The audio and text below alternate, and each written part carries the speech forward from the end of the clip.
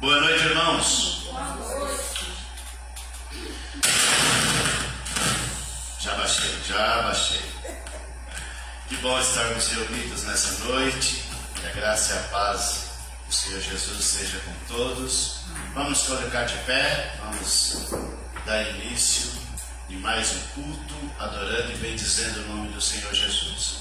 Glorioso eterno Deus, Pai amado e santo, aqui estamos reunidos nessa noite, para mais um domingo, para mais um culto, louvarmos o Teu nome. E só teria propósito, Pai, reunirmos aqui, se isso for no Teu nome. E só teria propósito se for para prestarmos a Ti um culto racional. Por isso nós convidamos o Senhor, que o Senhor se apodere de cada um de nós, que o Senhor direcione as nossas vidas, que o Teu Espírito Santo nos conduza nessa noite. Conduza aqueles que farão parte do louvor, aqueles que estarão fazendo os avisos, todo o ministério que estará envolvido nessa noite no culto, Pai. Que sejamos tocados pelo Teu Espírito. Que não seja simplesmente mais uma reunião, mas pedimos que o Senhor fale conosco. Fale através do hino, fale através da leitura da Tua palavra, fale através da pregação da Tua palavra. Que cada um dos Seus filhos que adentrarem aqui nessa noite não saia da mesma forma que entrou. Que cada um daqueles que acompanharam a Deus pelas redes sociais sejam impactados, sejam tomados, sejam alcançados pela Tua palavra. Que não seja simplesmente mais uma reunião. Que não seja simplesmente, Pai, mais um ajuntamento. Mas que aqui nós possamos sentir a Tua presença, sentir o Seu toque, receber a Tua palavra, sermos curados, sermos tratados e sairmos daqui fortalecidos, renovados pelo Teu Espírito, Pai. Pois oramos em nome do Senhor Jesus. Amém. Ministério de louvor com a palavra.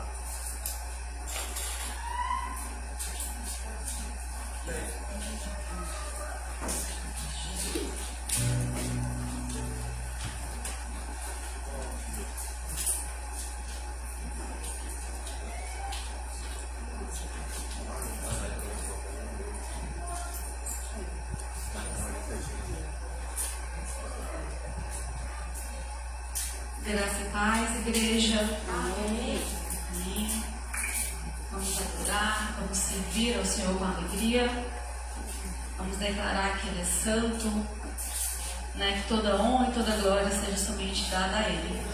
Amém, irmãos?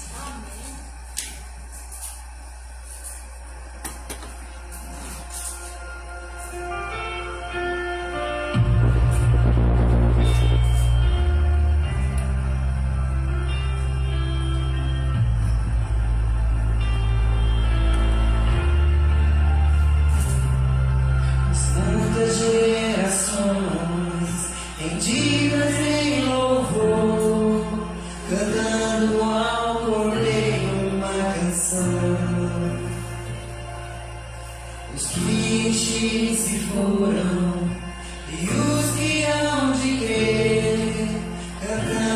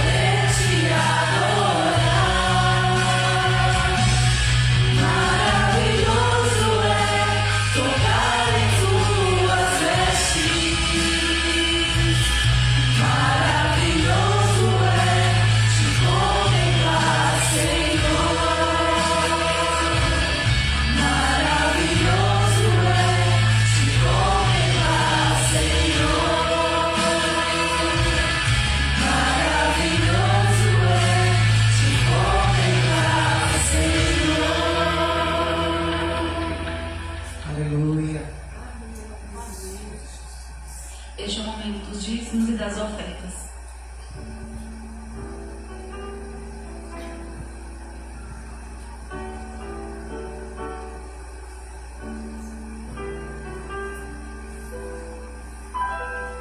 Existe um rio, Senhor, que foi do teu grande amor, águas que correm do trono, águas que curam, que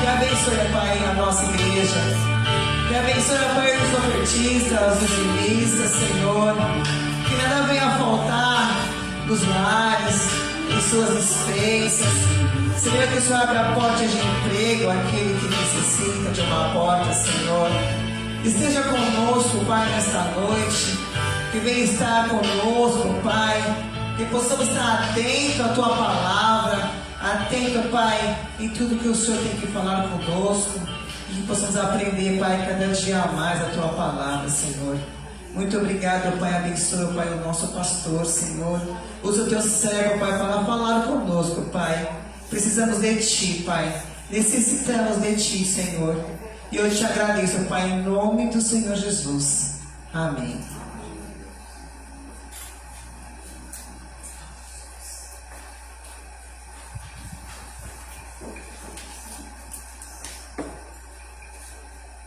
Boa noite, irmãos. Boa noite. Bom,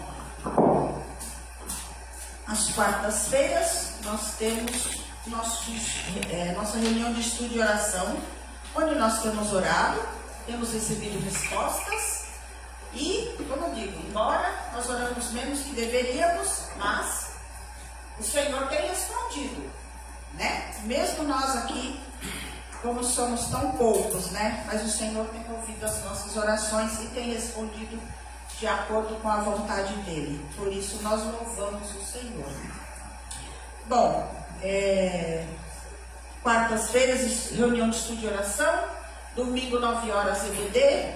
18 horas, nosso culto de adoração. Isso.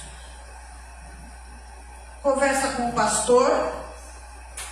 Quem recebeu o boletim tem aqui a agenda, né? As quartas a partir das 16, sábados a partir das 15 e domingos das 11 às 16. Dia 21 de fevereiro.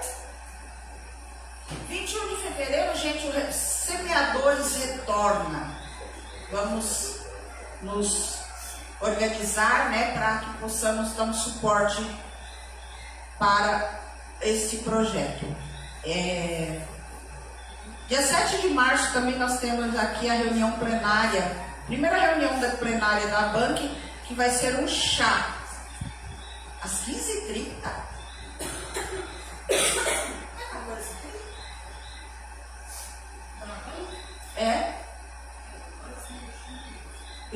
Bom, se não for 15h30, é 14h30. Marquem 14h30. E 28/3 é o culto de aniversário da nossa MCM. Então reservem esses dias. 7/3, 28/3, tá bom? Não marquem nada nas suas agendas.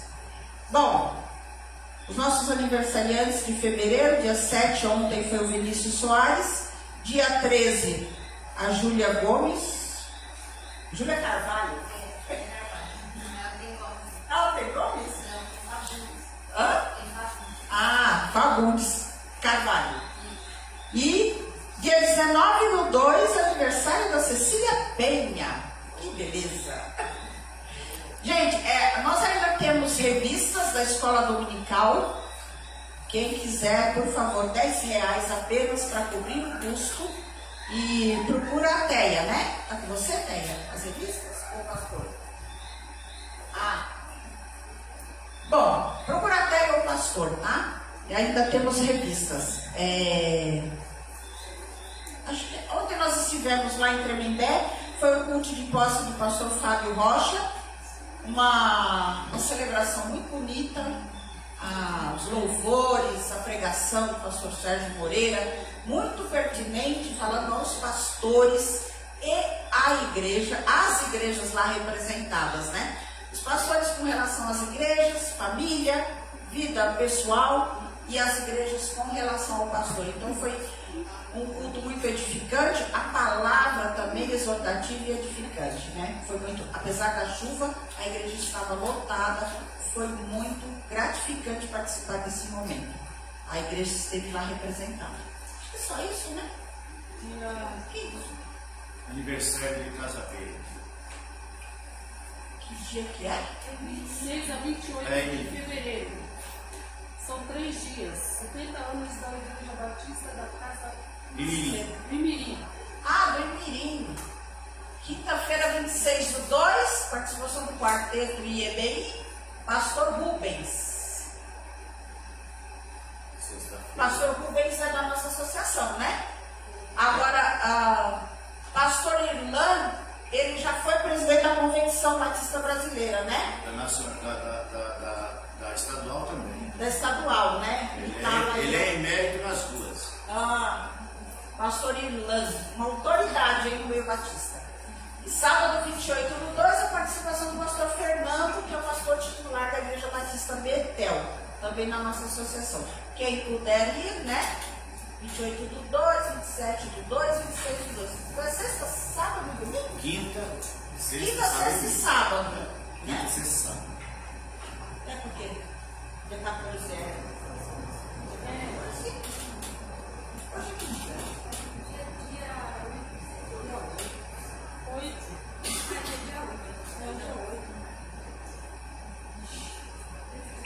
Bom, é isso, gente.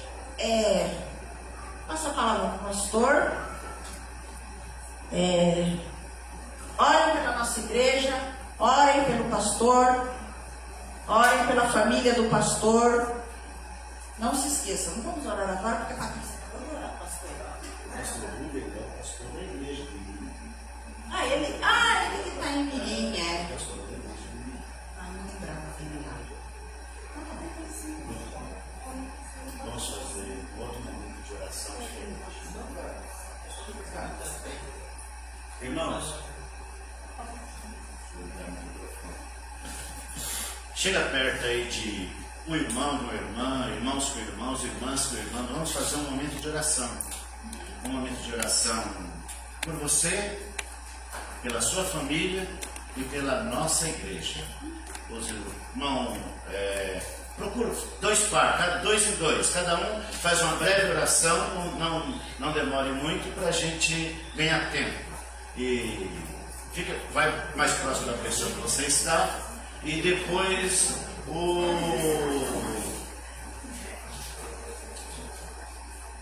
a oração vai ser encerrada pela irmã Débora. A irmã Débora depois virá aqui na frente para encerrar essa oração.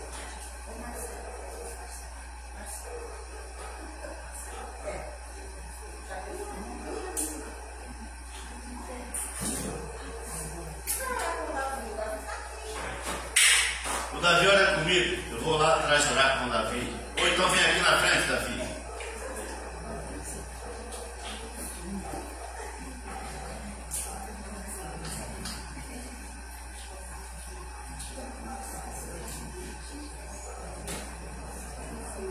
Vamos lá. Pode orar, pode orar.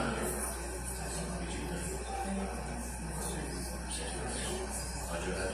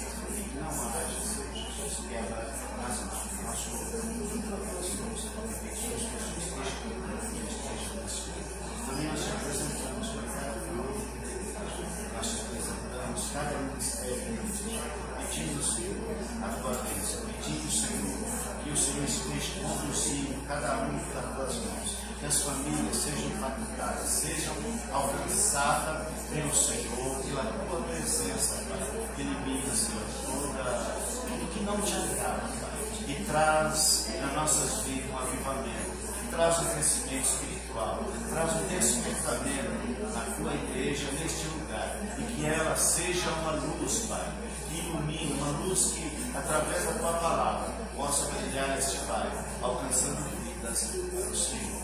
Dá-nos no nome do Senhor Jesus.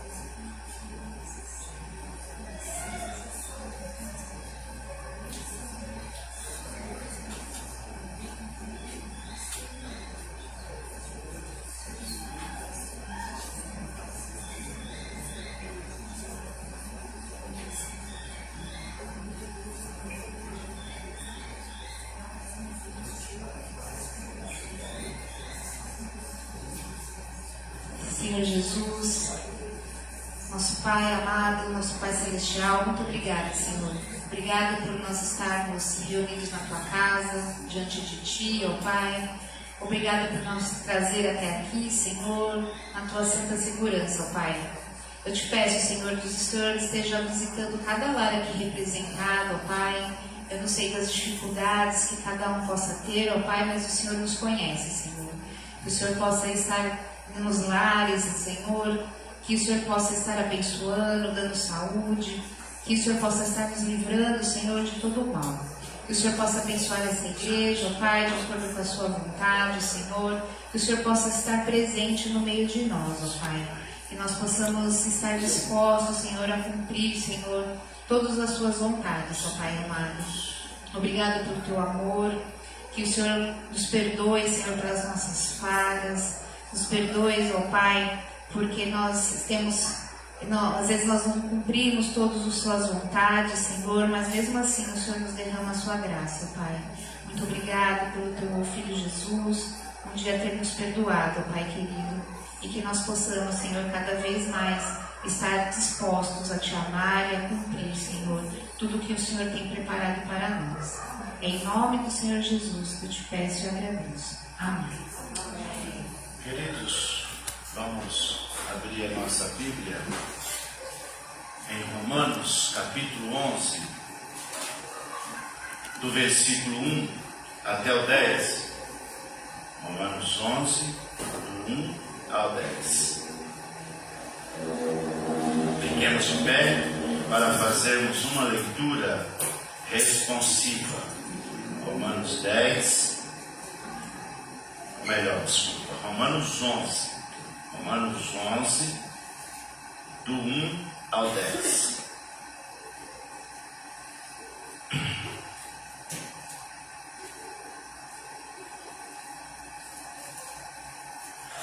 Vou ler um, você lê o seguinte, leia os ímpar, você vai ler os pares. Vamos lá então, como está ali na NTLH. Então eu pergunto, será que Deus rejeitou o seu próprio povo? É claro que não. Eu mesmo sou israelita, estava dizendo Paulo, descendente de Abraão e membro da tribo de Benjamim. Deus não rejeitou o seu povo que ele havia escolhido desde o princípio. Vocês sabem que as escrituras sagradas dizem naquele trecho que Elias acusa o povo de Israel diante de Deus. Elias diz assim: Senhor, eles mataram os teus profetas, destruíram os teus altares. Eu sou o único que sobrou, e eles então querem me matar. O que foi que Deus disse a ele? Ele disse: eu guardei para mim 7.000 homens que não adoraram Deus Baal. A mesma coisa também acontecerá. Isso é, por causa da graça de Deus, ainda existe um pequeno número daqueles que me escolheu. Essa escolha se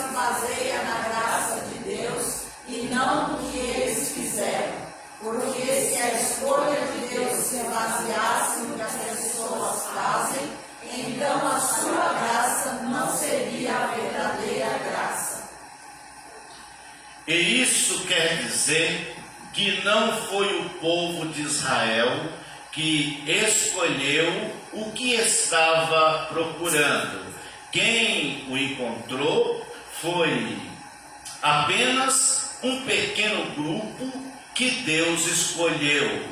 Os outros não quiseram ouvir o chamado de Deus. Como dizem as Escrituras Sagradas, Deus endureceu o coração e a mente deles. Deu-lhes olhos que não podem ver e ouvidos que não podem ouvir até o dia de hoje. E Davi disse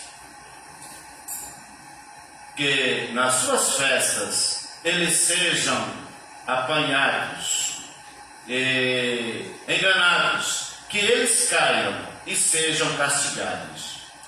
Ó Deus, faze com que eles fiquem cegos e que fiquem sempre curvados debaixo do peso das suas dificuldades.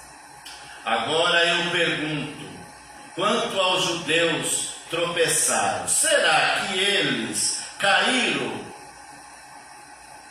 para nunca mais se levantarem? É claro que não, mas porque eles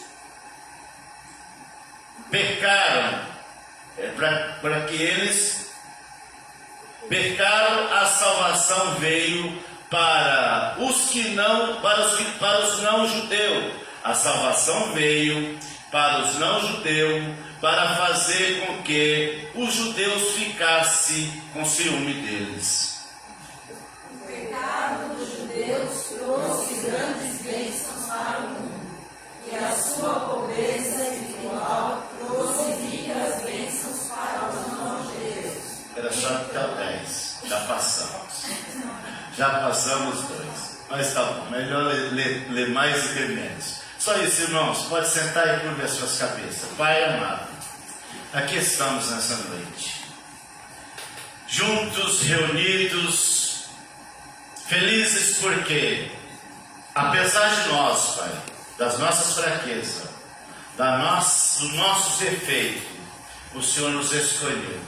O Senhor escolheu esse povo para estar aqui.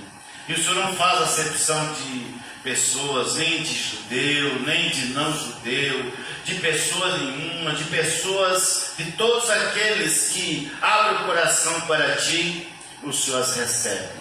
Que nessa noite, Pai, possamos compartilhar a Tua palavra e que ela fale comigo, que ela continue falando comigo e fale com cada um dos Teus filhos, tanto aqueles que aqui estão presentes, quanto aqueles que estão acompanhando pelas mídias. Pois oramos, Pai, no nome do Senhor Jesus.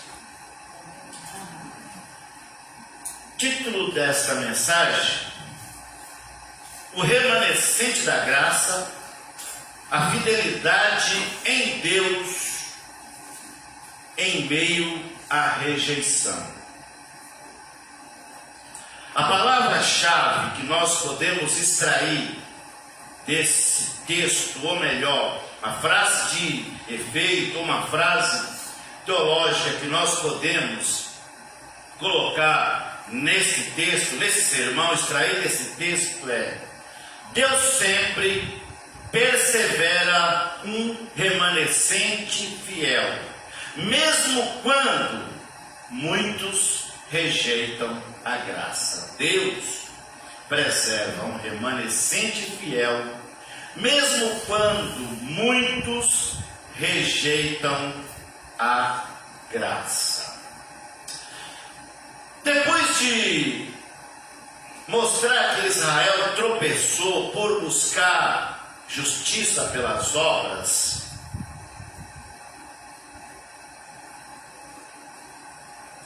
e rejeitar a justiça pela fé, Paulo antecipa uma pergunta inquestionável: acaso Deus rejeitou o seu povo? A resposta é firme: de modo nenhum. Deus não rejeita o seu povo. Deus não rejeita ninguém que se aproxima dele. Deus não fecha as portas para ninguém. Deus não exclui nenhum que se aproxima dele. Em Romanos 11, no capítulo 11, do versículo 1 ao 10, Paulo revela que mesmo quando a maioria se afasta, Deus sempre preserva um remanescente fiel pela graça. A rejeição humana nunca anula a fidelidade de Deus. O contexto histórico desse texto vai dizer que a maioria dos judeus rejeitou o Evangelho, enquanto muitos gentios estavam crendo, se aproximando do Evangelho, os judeus rejeitaram. Isso levanta uma dúvida sobre o plano de Deus para Israel. Paulo, como judeu e apóstolo, explica que Deus nunca abandonou o seu povo. Assim como nos dias de Elias, quando parecia que todos haviam se desviado, Deus preservou um remanescente. A história se repete. A graça continua valendo, ela continua operando. Romanos 11, versículo 1. Deus não rejeita o seu povo. Versículo 1. Digo, pois, porventura, rejeitou Deus o seu povo? De modo nenhum, Paulo responde. Paulo usa então a si mesmo como prova viva de que o judeu, que ele, sendo judeu, foi alcançado pela graça. Paulo faz essa pergunta e ele responde dando exemplo dele mesmo. Sendo ele judeu, da tribo de Benjamim, sendo ele de cidadania judaica, ele fala: Deus não rejeitou os judeus. Deus não rejeita pessoas nenhuma, porque sendo eu mesmo judeu, apóstolo, Deus me escolheu quando ele não era apóstolo, Deus o escolheu quando ele não estava crendo nele, Deus escolheu se revelar a ele. Então Deus não rejeita ninguém. Por que alguns então não são salvos? É porque Deus rejeita eles? Não é porque Deus rejeita eles, é porque eles rejeitam a Deus. É porque eles estão com seus corações tão endurecidos. E Paulo vai dizer isso em Coríntios, que algumas pessoas estão com seus olhos vendados. Deus desse século cegou o entendimento deles, e eles não conseguem enxergar a graça salvadora, eles não conseguem crer para ser salvos, eles não conseguem entregar a vida deles a Jesus. Eles estão tão embaraçados com as coisas desse mundo e rejeitam a Deus. Ouve a pregação uma vez, duas vezes, três vezes, e eles continuam com o seu coração duro. João vai dizer em Apocalipse que quando ouvires a voz do Senhor, não endureça o vosso coração. Mas, como Paulo disse, alguns judeus fizeram isso, e muitas pessoas têm feito isso. Então não é Deus que está rejeitando a eles, é eles que estão rejeitando a Deus. Como ele diz, Israel, a rejeição de Israel não é total e nem definitiva. A rejeição de Israel não é total e nem definitiva, nem as demais pessoas, porque Paulo diz em capítulos anteriores que passamos, no capítulo 10, que a fé vem do ouvir. E ouvir a palavra das pessoas. Então nem todas as pessoas que estão perdidas permanecerão perdidas, porque enquanto há vida, há esperança. Eles podem ouvir a palavra do Senhor, mas a condição sine qua non para ser salvo é crer no Senhor Jesus, é aceitar Ele como Salvador. Não tem como alguém ser salvo, não tem como alguém ser perdoado se não reconhecer os seus pecados. Não há como alguém ser salvo se não reconhecer Deus como Salvador, se não reconhecer o Senhor Jesus como Salvador. Por isso que Jesus diz em São João, no capítulo 1, no versículo 12, se não falha da memória, que todos aqueles que vêm a Ele recebem o direito ser feito filhos de Deus, a saber, os que creem no seu nome. Os que creem no seu nome.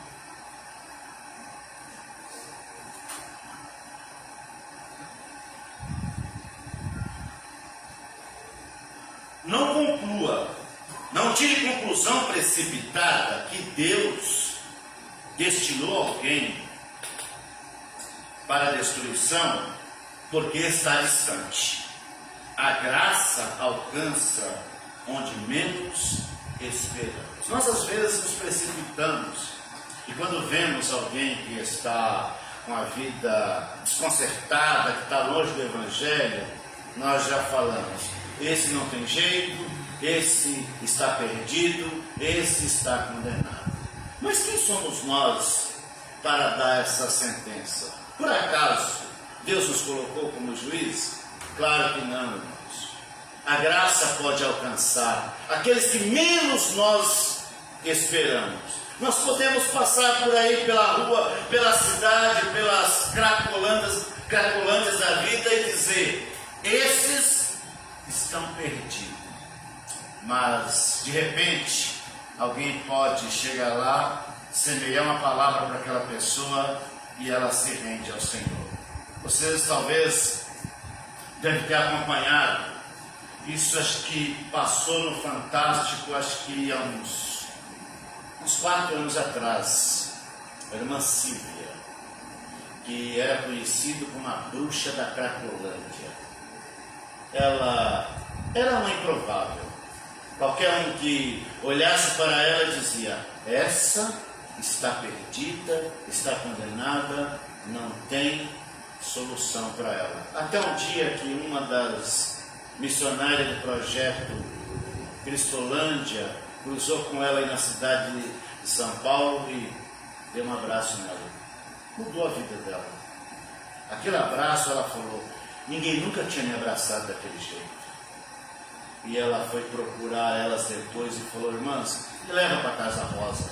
Levou ela, Missões Nacionais cuidou dela, ela foi tratada, refizeram o contato dela, fizeram documentação dela, reconstituíram a história dela. Ela estudou, ela se formou, hoje é missionária dos batistas brasileiros.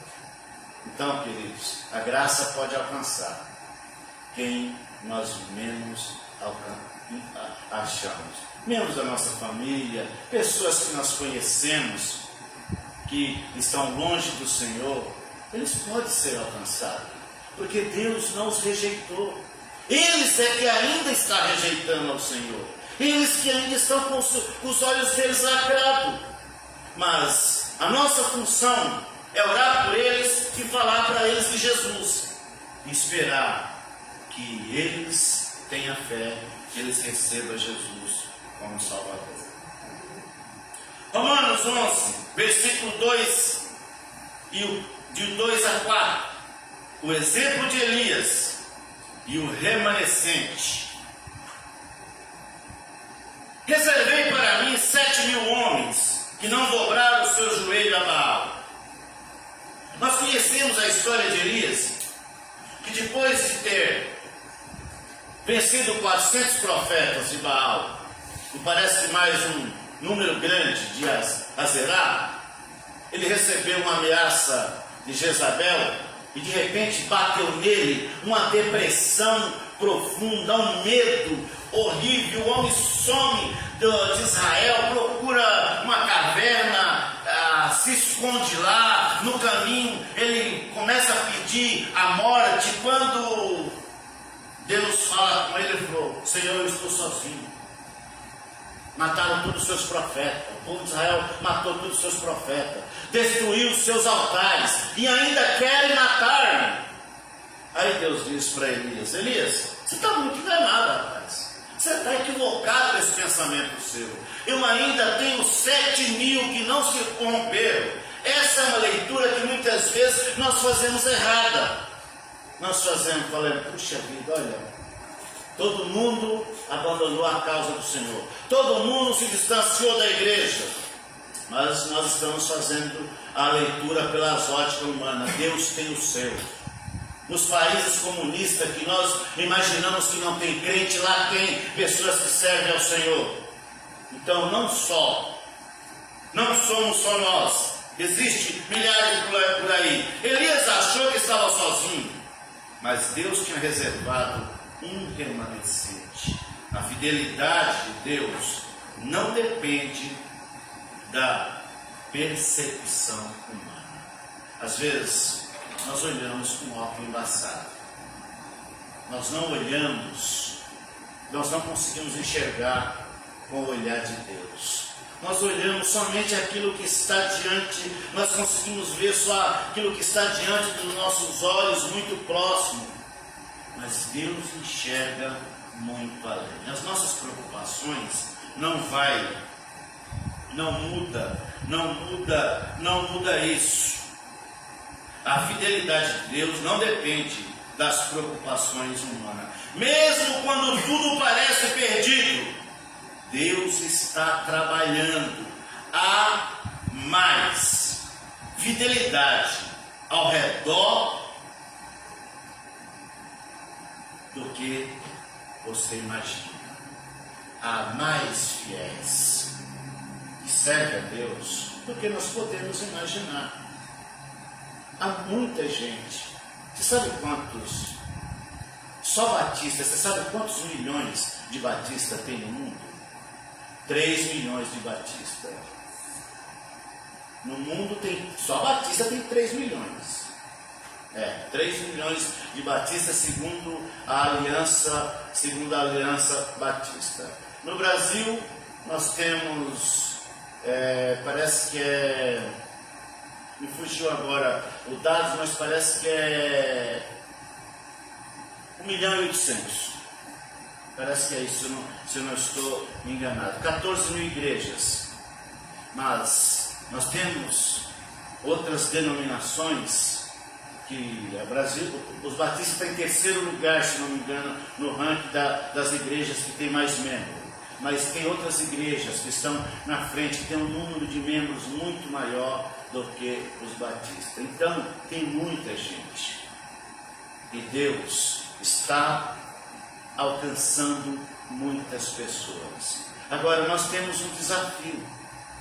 Nós temos um desafio que é pregar o Evangelho, cumprir a missão. Nós olhamos para os bancos da igreja e falamos: meu Deus, onde está o povo? Sabe onde é que está o povo? O povo está aí fora. Eles estão aí fora. Alguns estão em casa, alguns estão nas praças, hoje alguns estão nos bloquinhos, alguns estão nos bares, mas eles podem e ouvirão a voz do Senhor quando nós abrirmos a nossa boca e falar para eles de Jesus. Nós não vamos convencê-los, mas o Espírito Santo pode convencê-los. Essa é a missão do Espírito Santo. Mas para isso nós precisamos abrir nossa boca. Nós precisamos sair da zona de conforto, porque fazem 2.000 anos, mais de 2.000 anos, que Jesus deu essa tarefa para a igreja. Nós ainda não cumprimos essa tarefa. Mas, aos poucos, Deus vai levantando homens e mulheres que vai falando, que vai semeando. E quando você semeia, você colhe. Se você semeia muito, você colhe. Mas às vezes nós olhamos para o tempo ruim. Olha, o tempo está ruim, não dá para plantar, não dá para semear. Eu estou cansado, não dá para fazer, não tenho como fazer, eu estou muito ocupado, tenho muito trabalho secular, não consigo fazer. Quanto menos semeamos, menos colhemos. Quanto mais nós semearmos, mais nós vamos colher. A Bíblia diz: se a gente ficar olhando para o tempo ruim, para as dificuldades, nós não vamos semear. E se nós não semearmos, nós não iremos colher. É tempo, queridos irmãos, de semearmos, de plantarmos, de anunciarmos que Jesus quer salvar.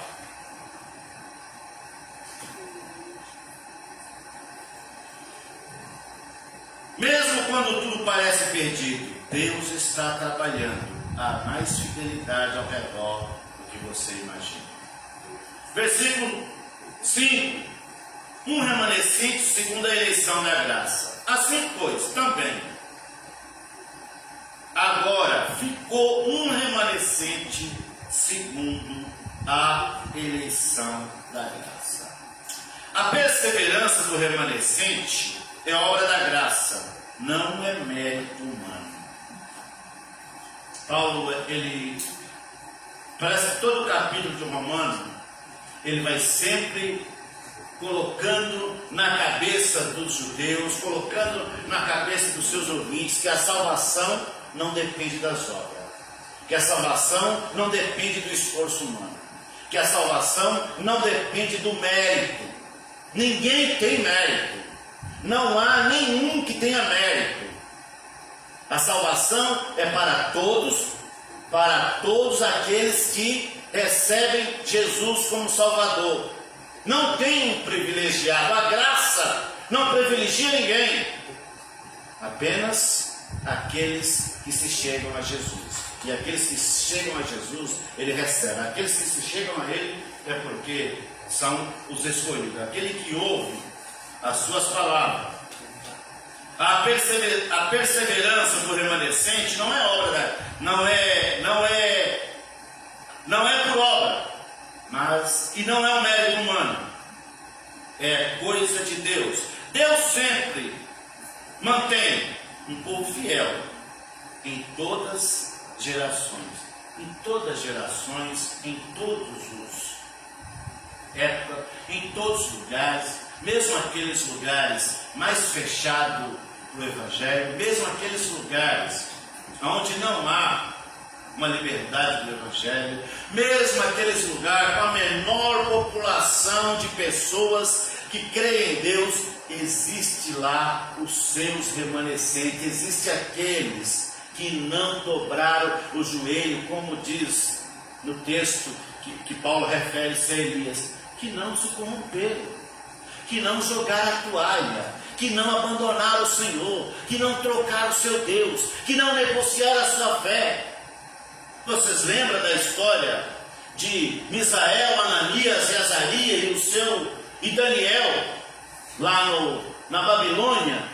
Enquanto todos dobraram o joelho diante da escultura que Nabucodonosor havia construído, Daniel, Misael e Ananias e Azarias, Sadraque, Mesaque e Abednego, eles não se dobraram. E quando o rei disse: vocês não vão fazer isso, eu vou dar a vocês a última chance, senão vão virar carvão.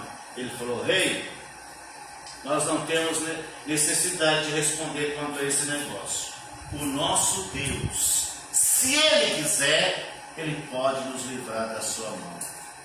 O rei manda jogar os amigos de Daniel. No texto não aparece Daniel, ninguém sabe o que estava acontecendo com Daniel, onde ele estava. Tenho certeza que ele não dobrou o joelho, provavelmente ele estava numa viagem para o império. Jogaram Misael e Ananias e Azarias lá na fornalha. Diz que o fogo estava tão quente que os que foram jogar ele morreram apenas se aproximando do fogo. E quando eles caíram lá dentro, parece que o fogo estava gelado, era fogo frio. Para eles era frio. Por que era frio? Porque Deus entrou com eles. Aí o rei, de repente, olha, peraí, não jogamos 3, mas tem 4. E o terceiro, e o quarto que está lá, tem a semelhança de Deus. Ele nem sabia quem era Jesus, mas já revelou que Jesus estava naquele lugar. Porque Deus estava e sempre está com aqueles que permanecem fiel ao Senhor. Deus sempre mantém um povo fiel em todas as gerações. Sua presença é fruto da graça. Reconheça que é Deus quem sustenta a sua fé. Sempre digo isso e vejo isso muito. Vejo muita dificuldade das pessoas seguir a Deus e ser salvo, porque a grande parte das pessoas foram ensinados que é eles que têm que fazer por merecer, que eles têm que usar o seu esforço, e aí fica parecendo que a salvação é mérito, é porque eles merecem, é porque se esforçam. Mas não é, irmãos. É fruto da graça de Deus, é fruto da misericórdia de Deus, é a bondade do Senhor, é a bondade do Senhor. Permanecemos de pé, é a bondade do Senhor. Então precisamos reconhecer que a perseverança é fruto da graça de Deus. Reconheça que Deus é quem sustenta a sua fé. Você é sustentado por Deus. A igreja é sustentada por Deus. Versículo 6. A graça e obra não se misturam.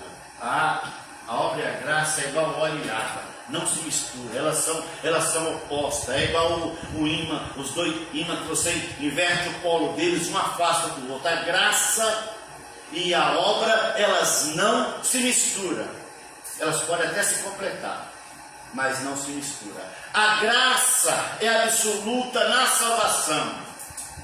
E então, quando nós somos salvos, as obras nos seguem, porque nós já somos salvos. Mas não é pelas obras que nós somos salvos.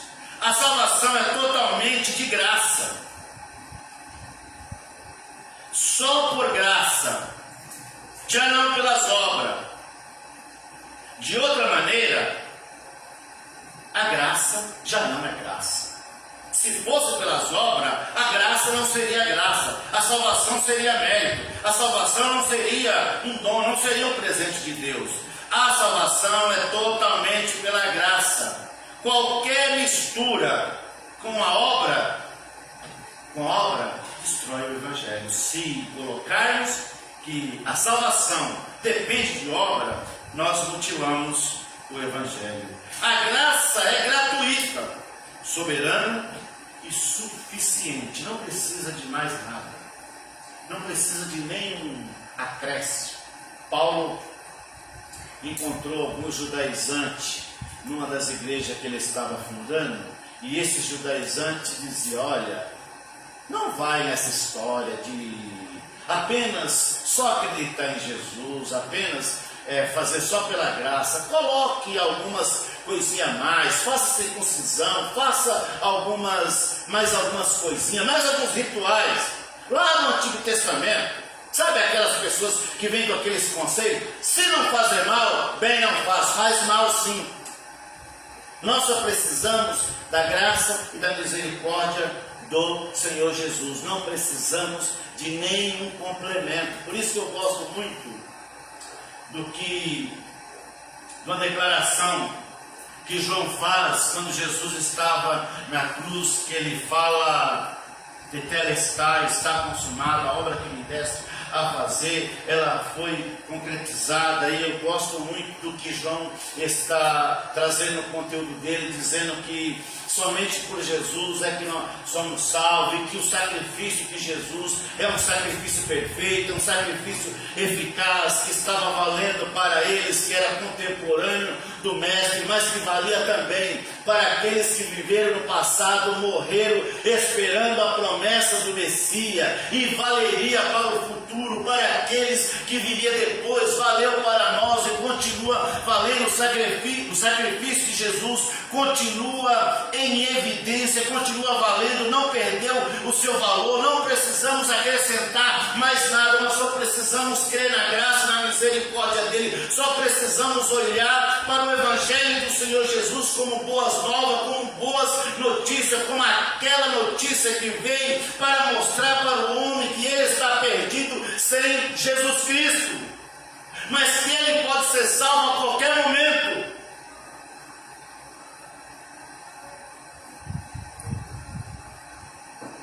Porque a porta da graça não se fechou. A misericórdia do Senhor não se fechou. A misericórdia do Senhor não acabou. Ao contrário, o salmista diz que ela é nova todos os dias ela se renova, cada manhã, cada dia que você acorda. É que nós não conseguimos enxergar isso, mas podemos mentalizar isso, que do lado da sua cama, no seu criado mundo, ou na sua mesa de trabalho, vamos fazer um mapa mental disso. Tem lá um contrato, Jesus dizendo: a minha misericórdia, a minha graça se renovou com você por mais 24 horas. E todos os dias isso acontece. Como o salmista diz, a misericórdia do Senhor é nova todos os dias, se renova cada manhã. Deus é tão bom, Ele é tão cheio de graça, Ele é tão cheio de misericórdia, e o amor dele é tão grande, que a gente usa essa palavrinha do português que é um superlativo. Não dá para se medir o tamanho. Não existe régua, não existe fita métrica, não existe como você medir o tamanho e a profundidade desse amor. Deus nos ama. E Ele nos ama não porque nós fizemos algo por merecer. Ele nos ama porque nós somos obra das suas mãos.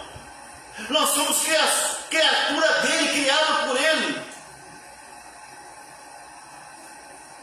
Alguém tentou destruir essa criação, mas Jesus Cristo veio para restaurar essa criação e reconectar ela novamente com Deus. Fazer a ponte que nos liga com Deus. E a ponte que nos liga com Deus é Jesus Cristo.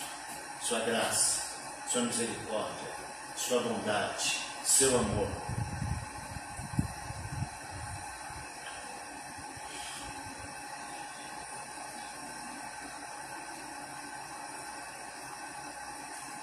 Abandone qualquer confiança ou mérito pessoal. A graça é tudo o que você precisa.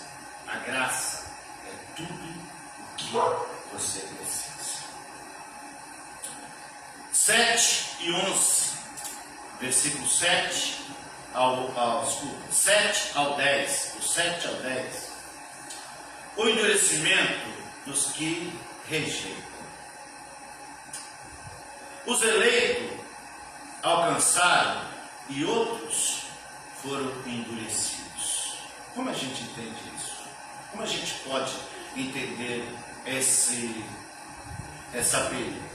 Israel buscou justiça pelas obras e não alcançou. É o que normalmente as pessoas fazem.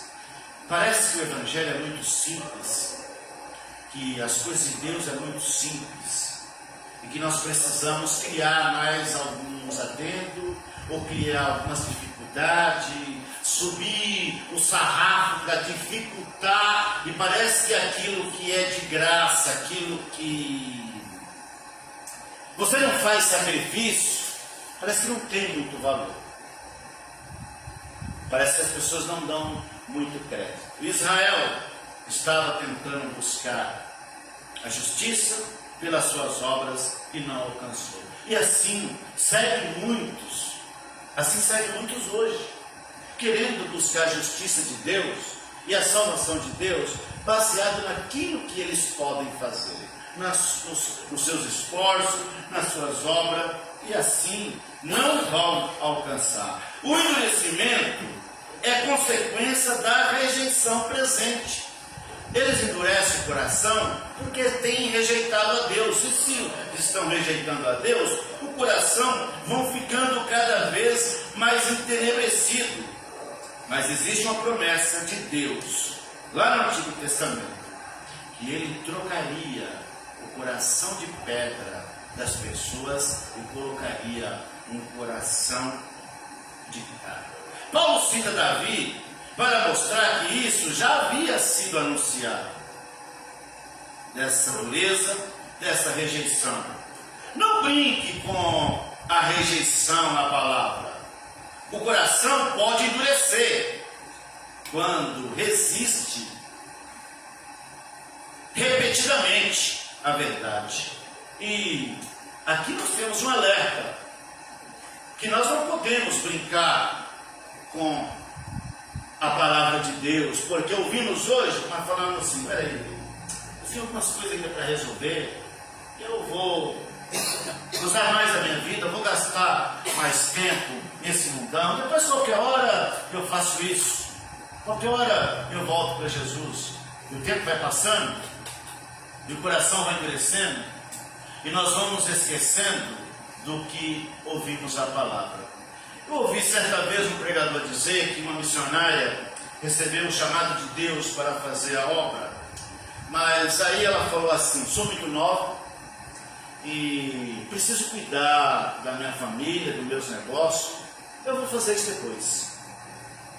Aí o tempo passou, ela esqueceu do chamado, nasceu os filhos, nasceu os netos, ela falou: vou cuidar dos netos, depois eu vou atender a obra do Senhor. Os anos passou e ela esqueceu totalmente do chamado. Até um dia que, durante um evento, um ministrante da palavra chegou para ela e disse assim: você era jovem quando Deus te chamou e você recusou fazer a obra dele. Milhões de pessoas podem ir ao inferno por sua causa e eu vou requerer de você isso. Por isso não brinque com o talento que Deus deu a você. E para aqueles que ainda não entregaram a vida a Jesus, não fique esperando, porque o seu coração pode ficar endurecido, pode ficar como uma rocha, precisando que o Espírito Santo use o bisturi dele para fazer uma cirurgia e tirar essa pedra do seu peito e colocar um coração de carne. Vamos fazer aqui algumas aplicações para finalizarmos. Aplicações práticas. Confie na fidelidade de Deus. Ele sempre persevera.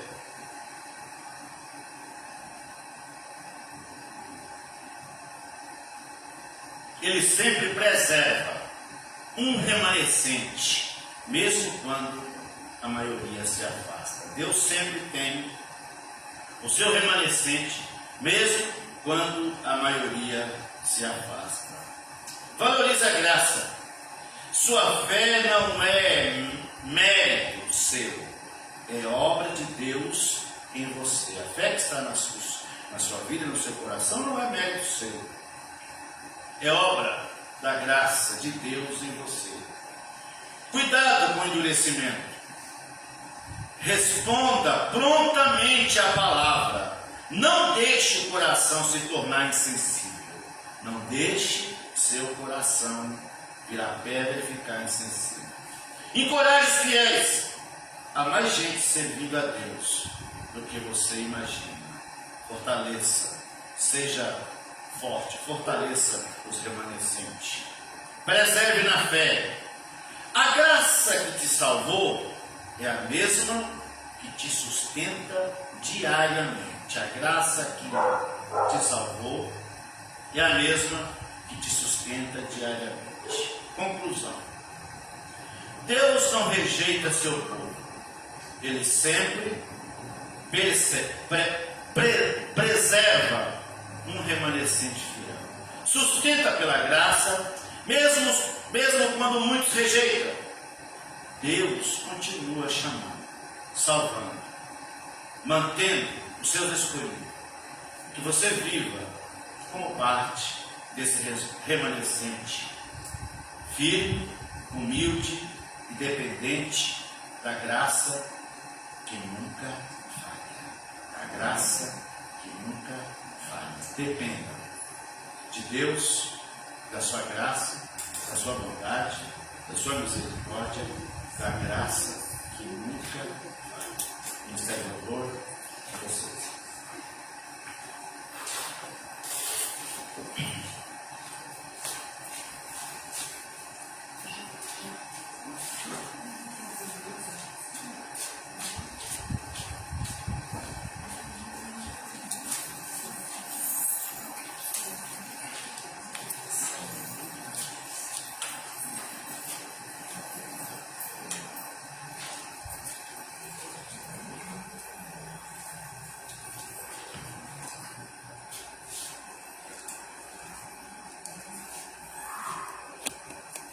coloquem de pé, irmãos.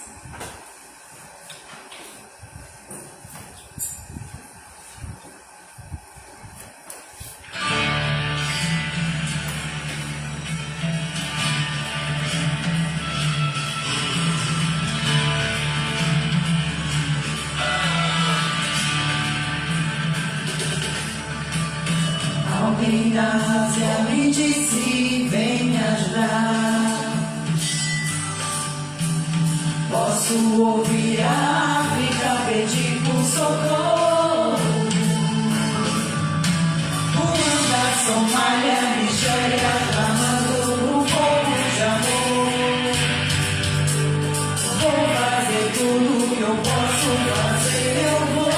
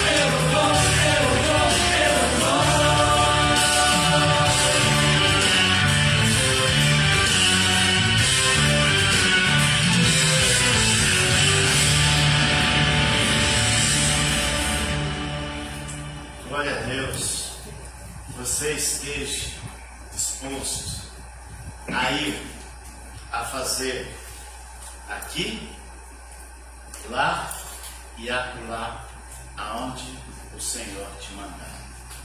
Servos obedecem, irmãos. Servo não faz o que quer. Ele se submete ao seu Senhor. E quando nós fazemos isso, as coisas ficam mais leves. A vida fica mais leve. A vida ganha sentido.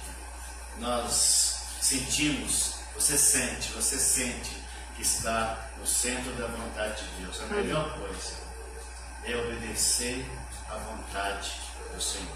Estamos chegando no final do culto de hoje e nós vamos dar alguns minutinhos para você orar, fazendo a Deus o pedido que você quer, suas necessidades, e depois nós estaremos encerrando a oração.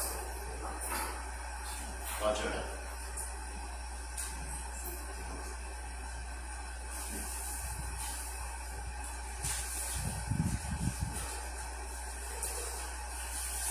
Pai querido e santo, estamos chegando ao final de mais um culto aqui neste lugar. E nós cremos, Pai, que o Senhor recebeu esse culto de adoração e louvor ao Teu santo nome. Porque o fizemos com as nossas fraquezas e imperfeições, mas cada um de nós fizemos o melhor que pudemos para o Senhor.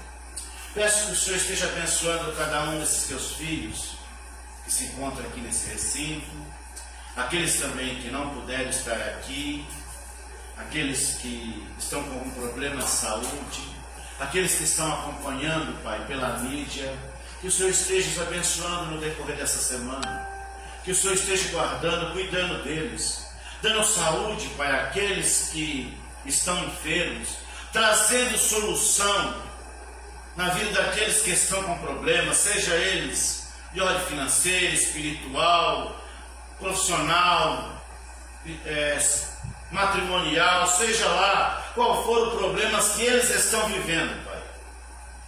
Eu creio, e a Tua palavra é poderosa, ela diz que o Senhor é poderoso para fazer muito mais do que nós queremos ou pedimos. Peço que o Senhor alcance esse meu querido irmão, que o Senhor libere sobre eles, Pai, a cura, a solução do problema, o milagre. Mas especialmente eu te peço por aqueles, Pai, que ainda não aceitaram o Senhor como Salvador. Que o Senhor esteja amolecendo o coração deles. Que o Senhor limpe dos olhos deles a cegueira, Pai. Que o Senhor traga de volta para a tua casa aqueles que estão parados, desanimados, desiludidos. Pai, convença eles que não existe igreja perfeita, que aqui é o lugar que o Senhor escolheu para que eles sirvam ao Senhor e que o Senhor traga eles de volta, que o Senhor desperte eles, que o Senhor desperte a cada um dos meus irmãos aqui da igreja, Pai, trazendo em nós avivamento, Pai, trazendo em cada um de nós amor pela Tua obra, que possamos abraçar a Tua causa e servir o Senhor com alegria. Eu entrego todos eles nas Tuas mãos, Pai. Eles são propriedade do Senhor. Apesar do Senhor nos colocar aqui para cuidar desse rebanho, ele não é nosso, eles são do Senhor. Essas ovelhas são Tuas, Pai. Nós só estamos aqui, Pai, para falar da Tua palavra a eles, para ajudar eles a alguma coisa, mas eles são propriedade do Senhor. E eu peço o Senhor, que é o dono deles, que o Senhor esteja trabalhando na vida de cada um deles nessa semana, em todas as áreas da vida deles, Pai. Que o Senhor possa envolvê-los com Teu abraço nessa noite, fortalecendo a fé deles, ajudando eles na caminhada, Pai, e também trazendo almas para esta igreja. Eu te apresento as pessoas que moram próximo aqui desta igreja, as pessoas deste bairro. Que o Senhor esteja abençoando, salvando, Pai. Que o Senhor esteja transformando a vida deles. Pois oramos no nome do Senhor Jesus Cristo. Que a graça de nosso Senhor e Salvador Jesus Cristo, o amor de Deus, a comunhão e a consolação do Espírito Santo seja com todos vós, não somente hoje, mas para sempre. Todos digam amém. Deus abençoe em nome do Senhor.